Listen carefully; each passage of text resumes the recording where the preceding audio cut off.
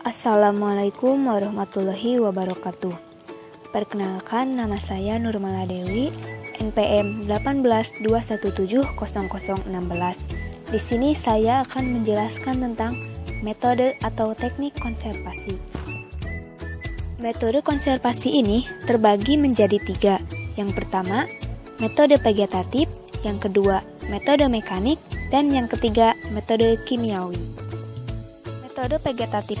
Metode vegetatif adalah suatu cara pengelolaan lahan miring dengan menggunakan tanaman sebagai sarana konservasi tanah. Teknik konservasi tanah secara vegetatif adalah setiap pemanfaatan tanaman atau vegetasi maupun sisa-sisa tanaman sebagai media pelindung tanah dari erosi, penghambat laju aliran permukaan, peningkatan kandungan langas tanah, serta perbaikan sifat-sifat tanah, baik fisik, kimia, maupun biologi. Metode vegetasi untuk konservasi tanah dan air termasuk antara lain penanaman penutup lahan. Berfungsi untuk menahan air hujan agar tidak langsung mengenai permukaan tanah, menambah kesuburan tanah, mengurangi pengikisan tanah oleh air, dan mempertahankan tingkat produktivitas tanah. Kelebihan konservasi tanah secara vegetatif yaitu memelihara kestabilan struktur tanah, penutupan lahan oleh serasah dan tajuk mengurangi evaporasi, meningkatkan aktivitas mikroorganisme yang mengakibatkan peningkatan porositas tanah, memiliki nilai ekonomis sehingga dapat menambah penghasilan petani. Sedangkan, kekurangan konservasi tanah secara vegetatif yaitu tidak semua tanaman dapat digunakan untuk melaksanakan konservasi tanah secara vegetatif, sehingga secara tidak langsung akan menghambat pertumbuhan tanaman. Metode vegetatif. Tanaman penutup tanah. Peran tanaman penutup tanah yaitu menahan atau mengurangi daya perusak butir-butir hujan, menambah bahan organik tanah melalui batang, ranting, dan daun mati yang jatuh, melakukan transpirasi yang mengurangi kandungan air tanah. Syarat-syarat tanaman penutup tanah yaitu mudah diperbanyak, sebaiknya dengan biji, mempunyai sistem perakaran yang tidak menimbulkan kompetensi berat bagi tanaman pokok, tetapi mempunyai sifat pengikat tanah yang baik dan tidak mensyaratkan tingkat kesuburan tanah yang tinggi, tumbuh cepat dan banyak menghasilkan daun. Toleransi terhadap pemangkasan, resisten terhadap gulma, penyakit, dan kekeringan, mampu menekan pertumbuhan gulma, mudah diberantas jika tanah akan digunakan untuk penanaman tanaman semusim atau tanaman pokok lainnya, sesuai dengan kegunaan untuk reklamasi tanah, tidak mempunyai sifat-sifat yang tidak menyenangkan seperti duri dan sulur-sulur yang membelit. Tanaman penutup tanah atau tanaman pembantu dapat digolongkan: yang pertama, tanaman penutup rendah, yang kedua, tanaman penutup tanah sedang, yang ketiga, tanaman penutup tanah tinggi, yang keempat, tumbuhan rendah alami, dan yang kelima, tumbuhan pengganggu. Tanaman dalam strip atau strip cropping adalah cara bercocok tanam dengan beberapa tanaman yang ditanam berselang-seling dalam strip pada sebidang tanah dan disusun memotong lereng atau kontur. Semakin curam lereng, maka strip yang dibuat akan semakin sempit sehingga jenis tanaman yang berselang-seling tampak lebih rapat. Sistem ini sangat efektif dalam mengurangi erosi hingga 70-75%. Dan vegetasi yang ditanam akan mampu memperbaiki sifat tanah, walaupun terjadi pengurangan luas areal tanaman sekitar 30-50%. Penanaman berganda. Penanaman berganda berguna meningkatkan produktivitas lahan sambil menyediakan proteksi terhadap tanah dari erosi. Penanaman berganda ini terbagi menjadi 4 jenis. Yang pertama, penanaman beruntun, penanaman tumpang sari, penanaman tumpang gilir, dan penanaman lorong. Penggunaan mulsa. Mulsa adalah sisa-sisa tanaman yang disebarkan di atas permukaan tanah. Bahan mulsa yang paling baik adalah tanaman yang sukar lapuk seperti batang, jagung, jerami, dan sorghum. Dari segi konservasi, penggunaan mulsa mempunyai beberapa keuntungan yaitu memberi pelindung terhadap permukaan tanah dari hantaman air hujan. Penghutanan kembali atau reboisasi. Penghutanan kembali merupakan cara yang cocok untuk menurunkan erosi dan aliran permukaan. Tanaman yang digunakan biasanya tanaman yang bisa mencegah erosi, baik dari segi habitus maupun umur. Juga tanaman keras yang bernilai ekonomi. Dari segi konservasi, tanaman yang dipilih harus mempunyai perakaran yang kuat, dalam dan luas sehingga membentuk jaringan akar yang rapat, mempunyai pertumbuhan yang cepat, mempunyai nilai ekonomi, dan dapat memperbaiki kualitas kesuburan tanah. Adalah salah satu bentuk usaha konservasi tanah yang menggabungkan antara tanaman pohon-pohonan atau tanaman tahunan dengan tanaman komoditas lain yang ditanam secara bersama-sama ataupun bergantian. Penerapan Wanatani pada lahan dengan lereng curam atau agak curam mampu mengurangi tingkat erosi dan memperbaiki kualitas tanah dibandingkan apabila lahan tersebut gundul atau hanya ditanami tanaman semusim. Yang pertama, pertanaman sela adalah pertanaman campuran antara tanaman tahunan dengan tanaman semusim. Sistem ini banyak dijumpai di daerah hutan atau kebun yang dekat dengan lokasi permukiman. Dari segi konservasi tanah, pertanaman sela bertujuan untuk meningkatkan intersepsi dan intensitas penutupan permukaan tanah terhadap terpaan butir-butir air hujan secara langsung, sehingga memperkecil resiko tererosi. Yang kedua, pertanaman lorong adalah suatu sistem di mana tanaman pagar pengontrol erosi berupa barisan tanaman yang ditanam rapat mengikuti garis kontur, sehingga membentuk lorong-lorong dan tanaman semusim berada di antara pagar tanaman tersebut. Sistem ini sesuai untuk diterapkan pada lahan kering dengan kekeringan 3-40%. Akan mengurangi 5-20% luas lahan efektif untuk budidaya tanaman.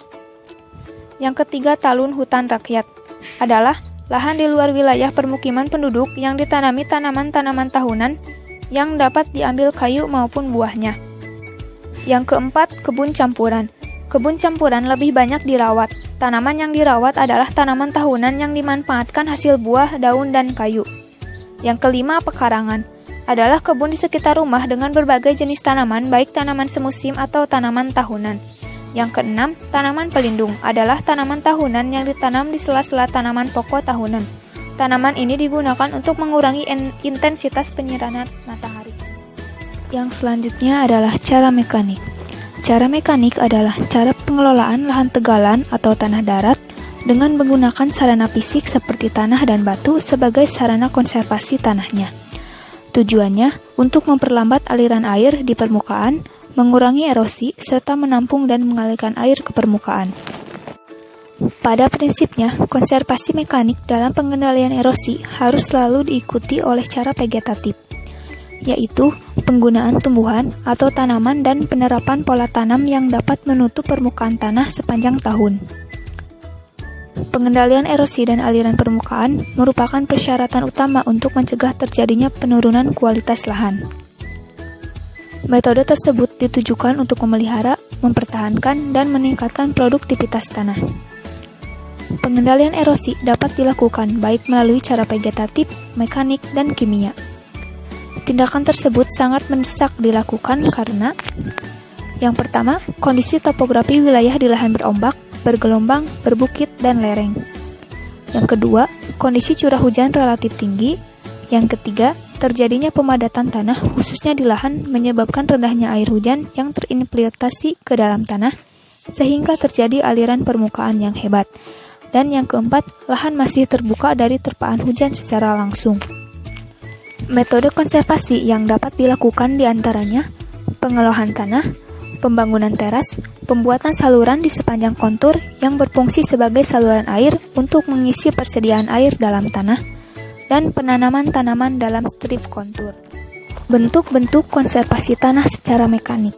Teras bangku atau teras tangga.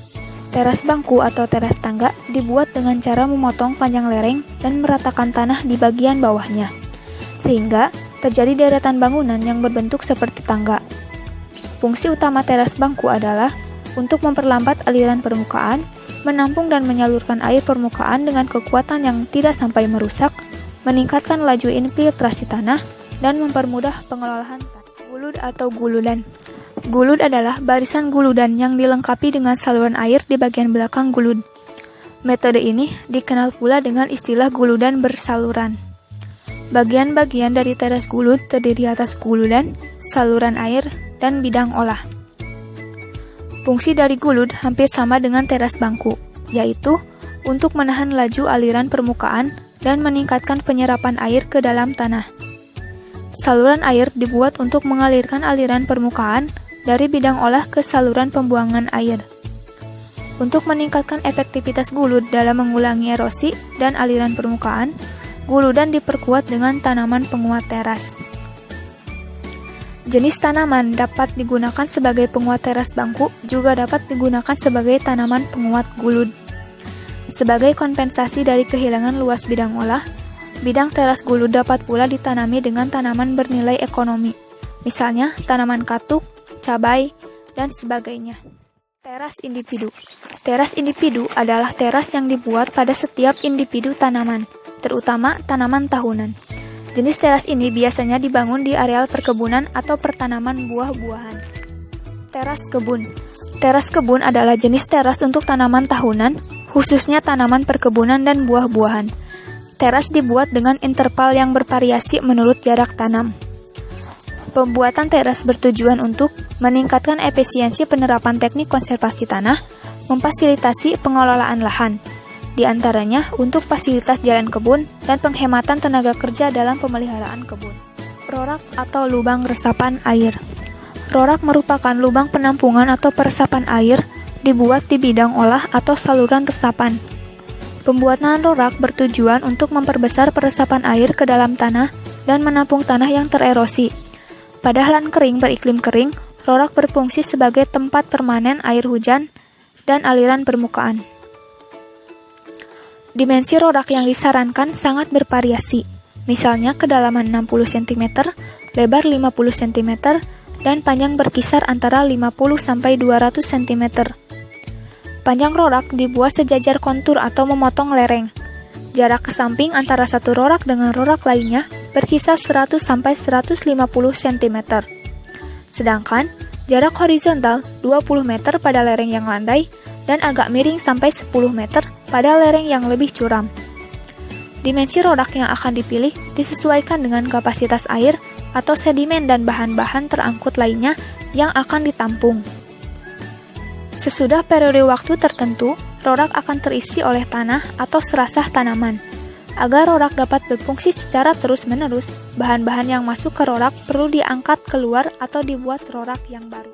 Metode konservasi secara kimiawi yaitu metode konservasi yang memanfaatkan bahan kimia sebagai sarana pencegahan dan penanggulangan erosi pada tanah. Bahan-bahan kimia ini bisa berupa bahan organik maupun bahan anorganik. Tujuan dari pemberian bahan kimia ini adalah sebagai pemantap tanah agar strukturnya dapat diperbaiki dan tanah akan mengalami resistensi terhadap erosi. Bahan pemantap ini juga bekerja dengan cara membentuk semacam pori-pori udara di dalam tanah, yaitu di antara agregat-agregatnya agar tercapai kestabilan.